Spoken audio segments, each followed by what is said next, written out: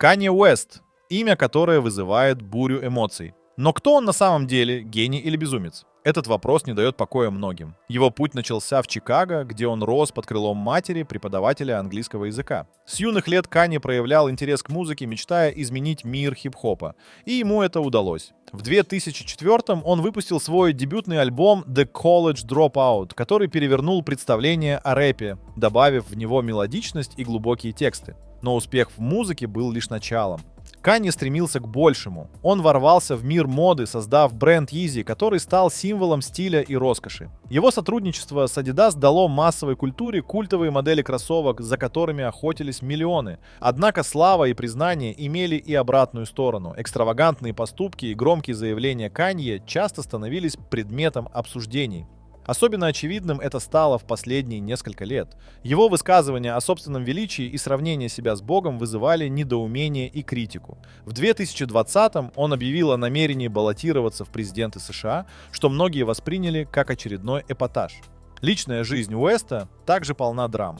Брак с Ким Кардашьян, их 4 детей и последующий развод стали громкими темами для таблоидов. Публичные ссоры, эмоциональные выступления и откровения о психическом здоровье Канье лишь подогревали интерес к его персоне. Так кто же он? Гениальный музыкант, инноватор или человек, потерявший связь с реальностью? Ответ на этот вопрос остается открытым. Но одно можно сказать точно: Канье Уэст – фигура, которая не оставляет равнодушным никого. Парень из Чикаго, как все начиналось? Канье Уэст родился в Атланте, штат Джорджия, в 1977-м. Его отец, Рэй Уэст, был одним из первых афроамериканских фотожурналистов в газете The Atlanta Journal-Constitution и состоял в партии «Черных пантер». Мать, Донда Уэст, преподавала английский язык в университете Кларк Атланта и имела ученое звание профессора. Когда Канье было 3 года, родители развелись, и он вместе с матерью переехал в Чикаго. В Чикаго Донда возглавила филологический факультет в местном университете. Канье рос в интеллигентной среде, окруженный книгами и культурой. С ранних лет он проявлял интерес к искусству и музыке. В возрасте 5 лет он начал писать стихи, а в 3 классе уже сочинял собственные песни. В подростковом возрасте Уэст увлекся хип-хопом и начал создавать собственные биты. Он сотрудничал с местными исполнителями, постепенно зарабатывая репутацию талантливого продюсера. В 19 лет Канье бросил учебу в колледже, чтобы полностью посвятить себя музыке. Его упорство и талант привлекли внимание крупных артистов. В конце 90-х он начал работать с Jay-Z, что стало поворотным моментом в его карьере. Канье продюсировал несколько треков для альбома The Blueprint, который считается классикой хип-хопа. Однако Уэст не хотел оставаться исключительно продюсером. Он стремился к сольной карьере.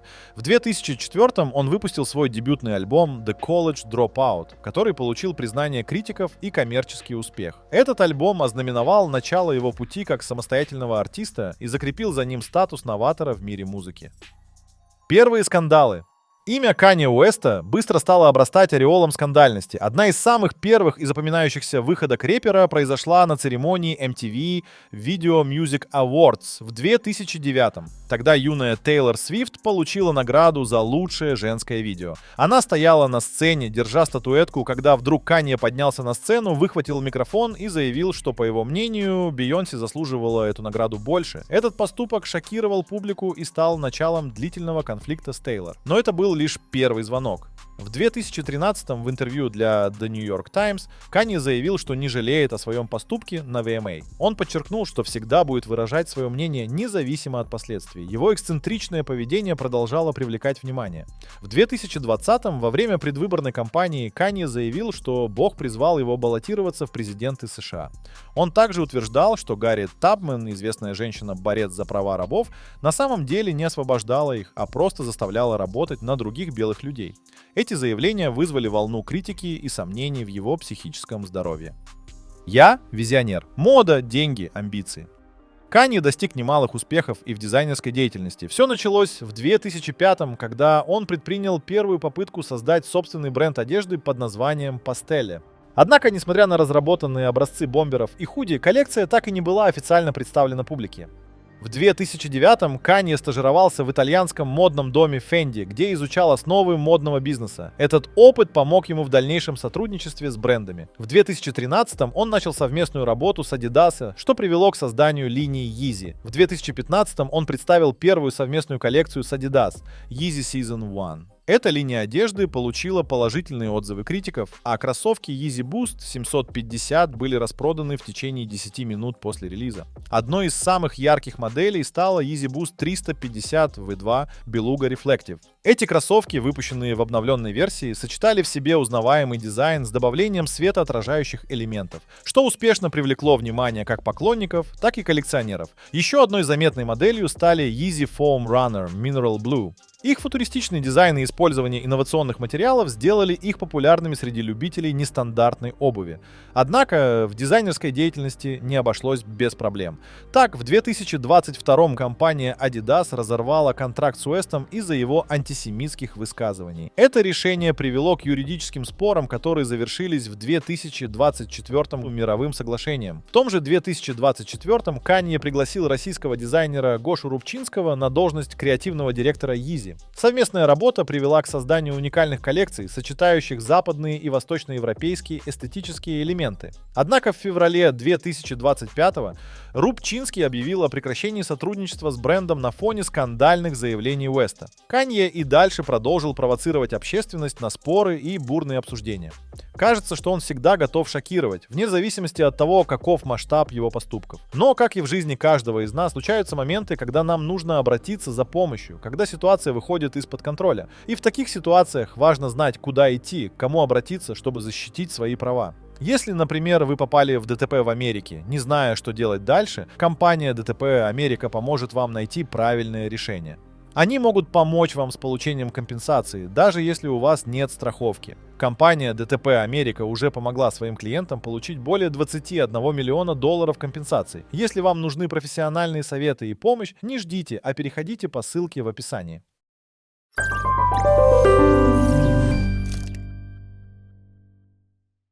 Первые болезненные падения Канье Уэст и Ким Кардашьян — это пара, чьи имена были синонимами гламура и успеха. Однако их брак, начавшийся в 2014 завершился разводом в 2021.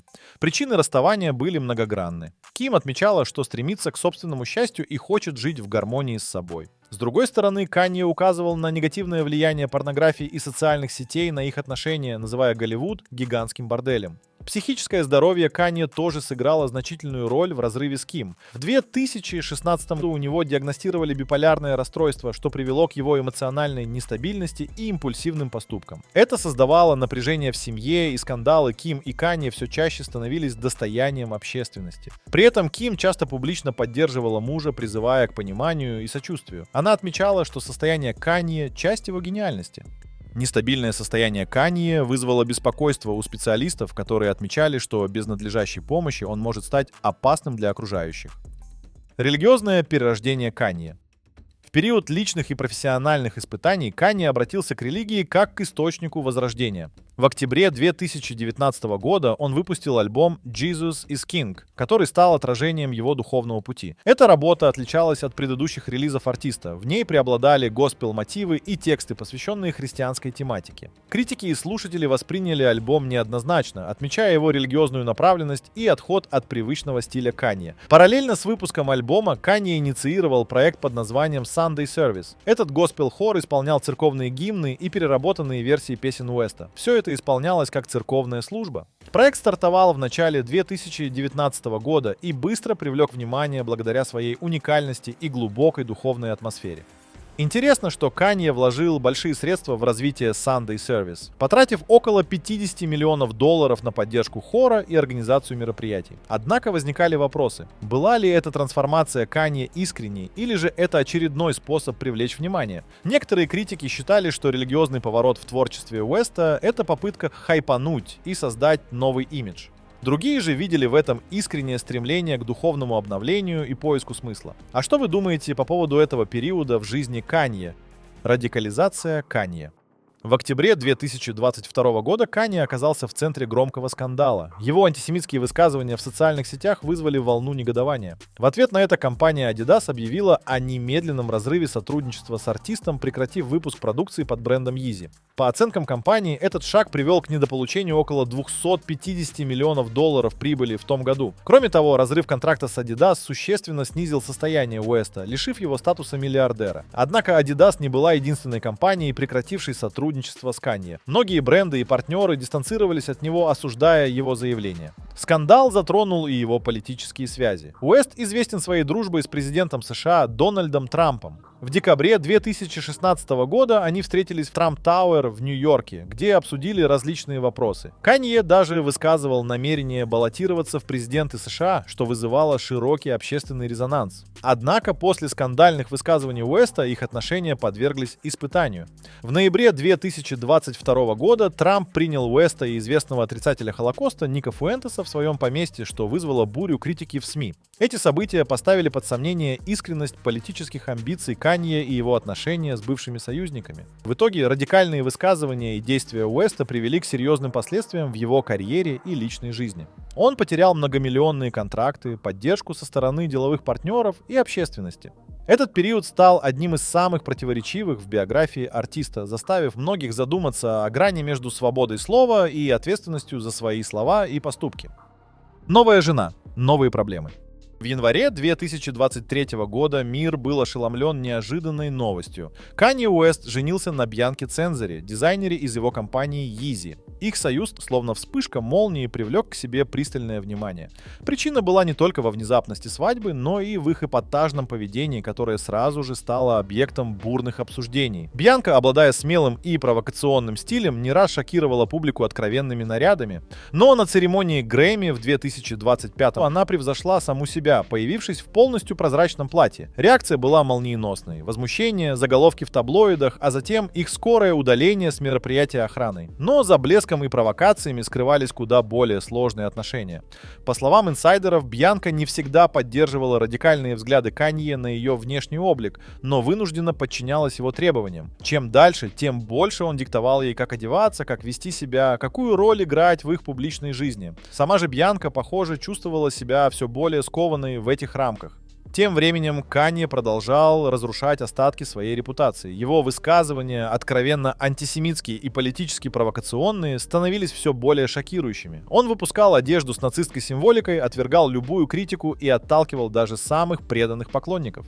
В феврале 2025 года в СМИ появились тревожные слухи. Бьянка устала от бесконечных скандалов и приняла решение разорвать отношения. Однако представители пары тут же опровергли эту информацию, заявив, что они готовятся вместе отметить День Святого Валентина. Но новые детали всплыли почти сразу. СМИ утверждали, что супруги уже давно живут раздельно, а Канье всерьез рассматривает возможность переезда в Токио. Все это только усилило подозрение, что брак рушится на глазах. И если это конец, то будет ли он тихим? Или же Канье устроит из расставания еще одно громкое шоу.